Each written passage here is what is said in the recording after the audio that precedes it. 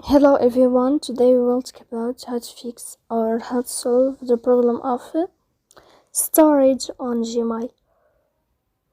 To know how to fix or how to solve storage on Gmail app, you click on settings.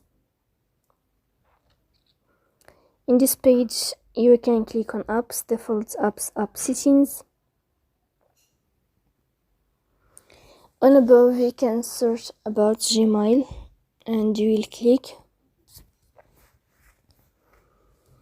After that, you can click on first stop and you can click OK. After that, you'll enter to storage. Here you can click clear cache. Don't click clear data because that can delete your account. So please don't forget to support us by liking and subscribe. See you next time in another video and thank you for your attention.